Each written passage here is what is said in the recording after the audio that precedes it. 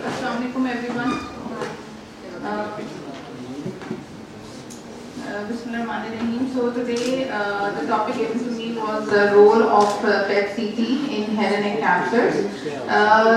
Just a short question from the audience. How many of you have been reading PET CT? Just please raise your hand.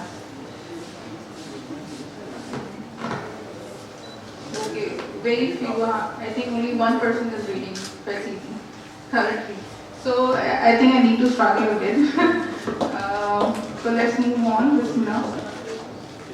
So I have no conflicts of interest or financial interest related to this presentation, and I'm a full-time faculty at AQH. And half of the material is from the cases I have in my department, and few have been taken from the web. So to understand what PET really is, it is basically fluorodeoxy positron emission tomography, which is a procedure in which a radioactive contrast is injected within the vascular system, and then it is taken up by the cancer cells. So anything which is metabolically active will be bright on a PET scanning images. So this is PET imaging. But when we talk about PET CT, then this is a hybrid imaging in which you fuse PET imaging with CT. Why it is so? Because in PET only imaging, we lose the anatomic localization of the structures. We only see the metabolically active radio tracer on the imaging, and we cannot really localize where the metabolic activity is happening. So for that purpose, to have a good anatomic localization or characterization of the disease, you need to fuse both these imaging with CT so that you are more accurate in diagnosing. So mostly when we are dealing with head and neck cancers, more than 90% are squamous cell carcinoma, and they are involving the oral cavity, the pharynx and the larynx. So when we're talking about PET imaging, why PET imaging? We already have CT, we have MRI, then why PET imaging? So there are few clinical applications of PET imaging, and I think we are still in a pathway to acquire this as a modality in diagnosing. So few clinical implications I will be talking about. So the layout of my presentation will be based on staging, the TNM staging related to PET, carcinoma of unknown primary, a very important thing which we should be looking at, and any treatment response assessment, and residual and recurrent diseases. So again, as I said, it has very good clinical implications, and I will let you go through some cases so that you have more knowledge about it.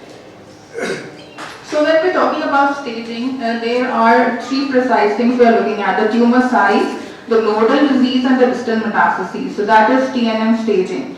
And for that purpose, it is important to have an accurate diagnosis so that you can offer the best treatment plan, and you can also determine the prognostic factor of the disease.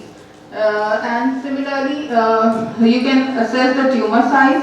Why PET is important? Because when you are performing a PET scan, you are doing the whole body imaging. You are seeing a complete overview of the disease in single acquisition.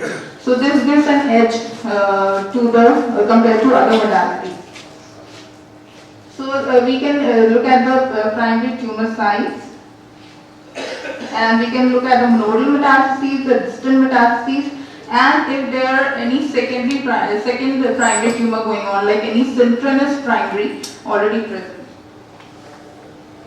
So what is the algorithm of the imaging? When we are talking about the T staging, as already told by Dr. Rahila, that for depth of invasion and for the exact delineation of the size of the tumor, the extension, the infiltration, we need to look at the conventional imaging, and that is contrast enhanced CT or contrast enhanced MRI, right?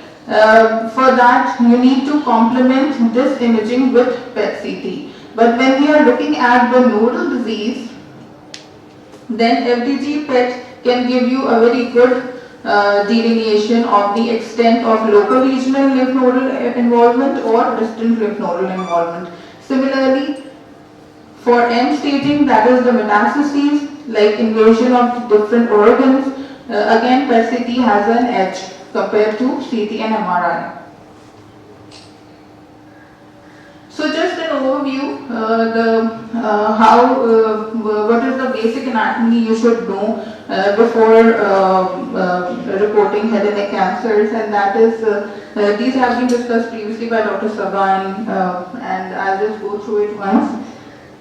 In this T2 sagittal image, you can see that this is the nasal cavity and the paranasal sinuses. Just below that is the oral cavity and the lips. Then you have the nasopharynx, the oropharynx, then anterior is the larynx and posterior is the hypopharynx, this line. So these are the cavities basically which we are looking at. Just a color diagram to make it more obvious. And this is the normal anatomy. So let's just move on. So I'll discuss a case here. This is a 63-year-old gentleman who presented to AKU clinic with presenting complaint of vertigo for 4 months. Okay, so the clinician also took some history. The patient was hypertensive. He had some history of chronic suppurative otitis media and some surgeries as well in the past. So the physician initially advised for an MRI screening because keeping in view the history of vertigo. So the initial MR screening was performed, and this is an axial T2 weighted sequence in which you can see, I think everybody can appreciate, this is the right mastoid with some fluid, and here in this mastoid you can see some abnormal lobulated soft tissue which is iso-intense to gray matter, and it is quite extensive and infiltrated. So it is involving the mastoid bone. And so the reporting radiologist reported it as a primary or a secondary tumor. Like it can be metastasis or it can be primary tumor. So based on that, the patient was then referred to the ENT clinic, and the subsequent HRCT temporal bone was advised with contrast. So here you can see that on the bone window, you can see that there is clear erosion of the bone over here. And on post contrast, you can again see this is enhancing soft tissue which has eroded the bone. So clearly we know that this is in a very aggressive tumor, and again the question is the same, whether this is a primary tumor or this is a metastatic tumor. For that purpose, further imaging so here comes into play PET-CT. So now we will just have a look at the PET-CT. So these are the multiple sequences of the same patient in which you can see that there is avid FDG uptake in the left mastoid area, and if you look at rest of the images, we do not see any abnormal activity. So all the organs, bones, and even the nodes look fine. So nothing significant. So what we come to know from this PET-CT is that this is a localized disease. We do not have any nodal disease. We do not have any metastases.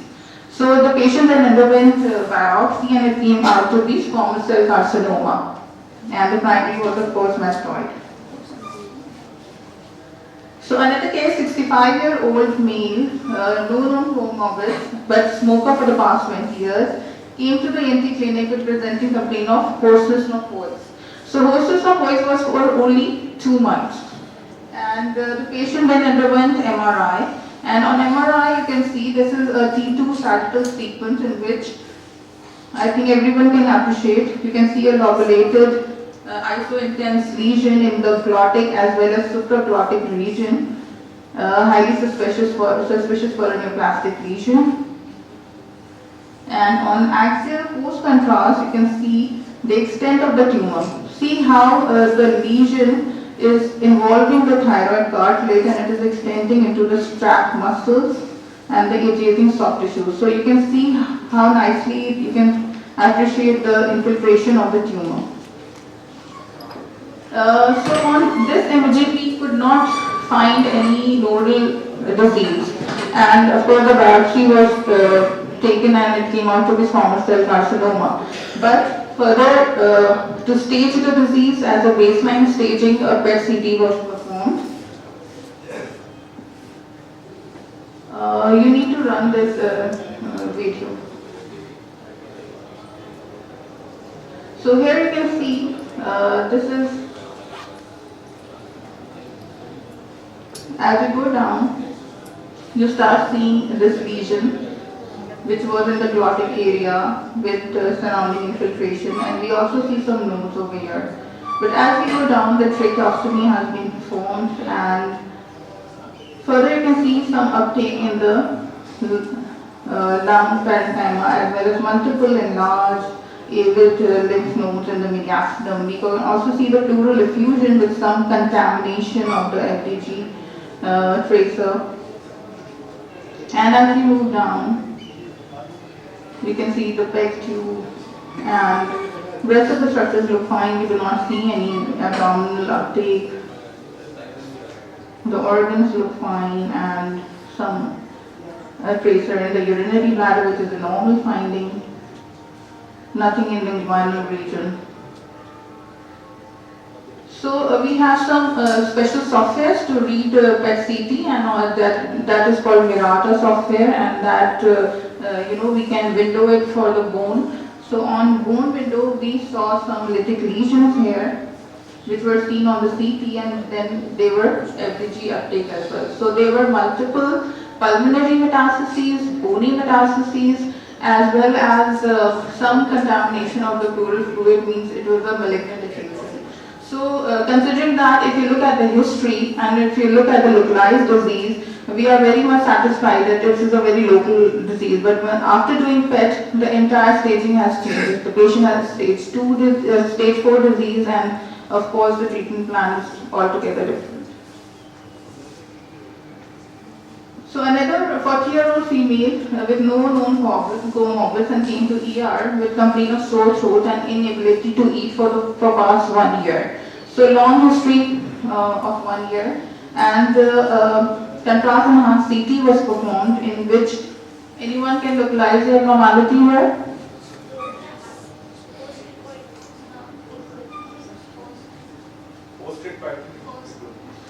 Post-recoid, yes. So you can see that if you look at the anatomy, the nasopharynx is fine, the oropharynx is fine, even the laryngopharynx is fine. But when you look at the hypopharynx, you can see some abnormal soft tissue enhancing, which is extending from C3 to C6 level. And if you look at the axial images, you can see that just behind the cricoid cartilage, you have this disease, widening and some heterogeneous enhancement. So this is a tumor. And for further staging, a baseline PET CT was performed, and you can see the FDG uptake within the tumor, how nicely it is shown over here. And on the entire overview, we did not see any local, regional, or distant nodal metastases, and none of the organs were involved. So it was a localized disease. Okay, another example, very interesting one, in which a 63-year-old female came with dysphagia for the past 3 months. And considering the history, initially a contrast-enhanced CT was advised, and this is an axial image, in which you can see that this is a large necrotic soft tissue which is encasing the aorta, and it is pushing the esophagus to one side, and we can also see that there is some effusion with basal atelectasis. You can also appreciate some pericardial effusion in this case. So this patient underwent a mediastinal soft tissue biopsy, but unfortunately it came out to be negative because of the necrotic tissue. So again, we were stuck what to do. So in that case, to look for the primary, we underwent PET CT examination. Okay. So it's already there. Now you can see this pharyngeal, nasopharyngeal mass. There was already an uptake, and you can see multiple uptake in the nodes, in the mediastinum. And this necrotic tissue is also showing marginal uptake. As we move down,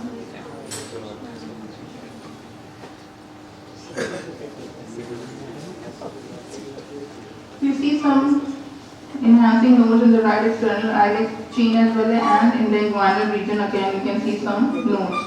So this is, and some uptake in the muscles as well. So this was a widespread metastatic disease, and we could identify some nasopharyngeal soft tissue as well, which was biopsied and it came out to be squamous cell carcinoma. So again, as I've told you, it plays a very vital role in carcinoma of unknown primary, because if the patient is coming with clinically palpable lymph nodes and the clinician cannot point or find out the primary lesion, where the primary lesion is, or the patient is coming with metastases and we are unsure about the primary lesion, though we perform the conventional contrast enhanced CT and or contrast enhanced MRI, but we are not able to find the primary. So then PET-CT can play a role, very important role. It can be a possibility that the PET scan is also negative. So in that case, you can proceed to pan endoscopy and surgery. So this is an example in which the patient presented with bilateral lymph nodes, cervical lymph nodes, and on conventional imaging, we could not identify any primary tumor. But after doing a PET-CT examination, we can see very subtle uptake in the nasopharynx. So this was the actual primary, which could not be picked up on conventional imaging. So this is how this is the edge of a PET-CT. Then again comes the treatment response.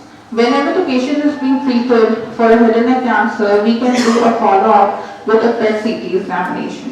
And it can be very helpful. Why? Because when you are giving concurrent radio and chemotherapy, you are killing most of the cancer cells.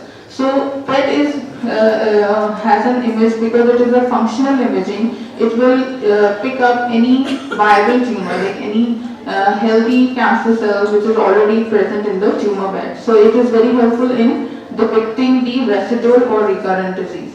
So in future treatment response, usually PET-CT should be performed, and this will also exclude any distant metastases. And one thing is very important: what is the timing of the imaging? Whenever you give a CCRT, always wait for at least 12 weeks before undertaking any follow-up study. Because if you do it in less than 12 weeks, there might be inflammatory response to the treatment, which can give you false negative or false positive result. So if the correct timing of doing a surveillance study is, or follow-up study is after 12 weeks. So I'll just show you an example. This is a patient, a 53-year-old male with left buccal mucosa squamous cell carcinoma. The surgery was done in July 22, followed by CCRT in September 22. And then after 8 weeks, this PET-CT was performed to assess the response to therapy. And here you can see that this marginal mandibulectomy has been done, and there is some soft tissue. Of course, in CT, this is an unenhanced study, so we cannot really comment on the enhancement of the soft tissue. But on PET, we can see that there is increased FDG uptake on this side. So based on the duration we acquired this examination, we were not sure whether these are post-surgical, post-treatment changes, or this was actual residual or recurrent disease. So we again reported this, that this can be either of them, and we need a follow-up again at 3 months. Here, the most important role is that of the surgeon. The surgeon can also have a clinical examination and do a biopsy if needed, so that you are not missing or prolonging the treatment. Another case, 42-year-old male with CA tongue, and here you can see the surveillance scan was performed at 4 months. The primary tumor is fine, but we see widespread nodal metastases in the cervical and some bony metastases, as well as mediastinal nodes, axillary nodes. So this patient underwent initially surgery followed by CCRT, but unfortunately there was not a good response to treatment, and on a follow-up examination we can see that there is widespread metastases and local recurrence. Another example, patient came with palpable lymph node on the left cervical chain, and then here you can see this is an ectotic lymph node, but the primary could not be identified. For that purpose, a PET-CT was advised, and here you can see that there is subtle FDG uptake in the right area epiglottic fold with intense uptake in the nodal mass. And so on laryngoscopy, you can see that there is leukoplakia and there was dysplasia on the histopathology, and the patient was treated with CCRT, and you can see that there is a very good response to treatment. We do not see any uptake in the epiglottic fold or the node, so very good response to treatment. So as I've already told that it plays a very vital role in residual and recurrent disease, as it is very sensitive to the viable cancer cells. This is an example, a known case of treated oropharyngeal CA, and the surveillance was performed at 6 months. Down the line, the patient presented with clinically palpable right cervical lymph nodes. And here you can see that on PET, we can identify a large metastasis within the liver. So again, it was a metastatic disease. So my take-home message is that FDG PET is a very useful imaging tool, and it has several clinical applications, as I've already shown you with examples, and it has a good impact on your clinical management of the head and neck cancer patients. It is a standard of care for the detection of site of unknown primary tumor, initial staging as a baseline staging, as well as especially in the stage 3 and 4 cases, as well as follow-up in a post-treatment cases. And ideally it should be performed at 12 weeks after CCRT, and of course you can do surveillance if the patient is clinically symptomatic. These are my references. Thank you.